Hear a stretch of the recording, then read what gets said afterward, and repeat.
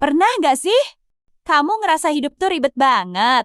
Ada aja hal yang bikin kepala panas. Orang ngomong dikit, kebawa perasaan.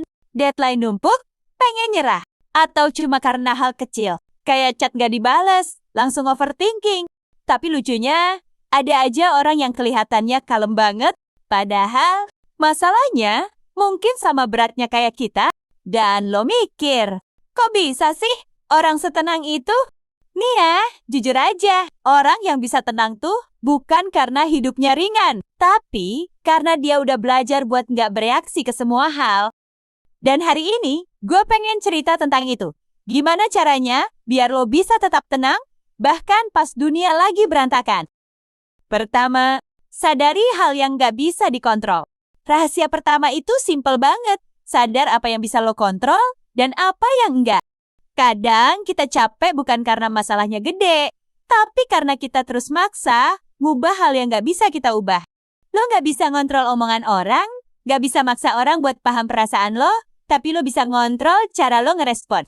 Coba deh, tiap kali ada hal yang bikin lo emosi, tanya ke diri sendiri, ini hal yang bisa gue ubah nggak sih?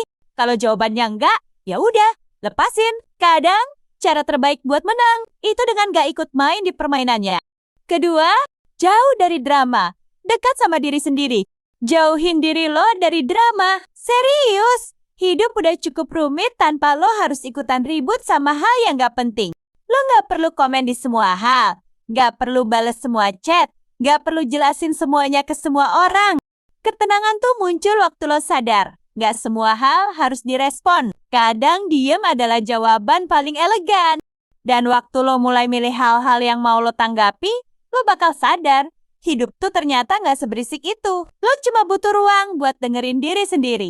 Ketiga, ciptain ruang tenang buat diri sendiri. Lo harus punya ruang tenang buat diri lo sendiri. Bisa dari hal kecil banget, minum kopi sambil denger lagu, nulis di buku harian, duduk di balkon lihat langit sore, atau cuma diem tanpa buka HP selama 10 menit. Banyak orang ngerasa stres bukan karena hidupnya berat, tapi karena nggak pernah kasih waktu buat otaknya istirahat. Lo nggak harus ke gunung buat tenang. Kadang cukup duduk di kamar, tarik napas pelan, dan bilang, gue nggak apa-apa. Gue masih bisa ngadepin ini. Jadi intinya, tenang itu bukan berarti lo nggak punya masalah, tapi lo belajar buat nggak nambahin masalah dari cara lo mikir. Hidup tuh nggak akan selalu sesuai rencana, tapi lo selalu punya pilihan.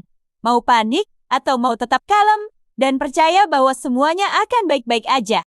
Mulai hari ini, coba pelan-pelan. Belajar untuk gak bereaksi ke semua hal.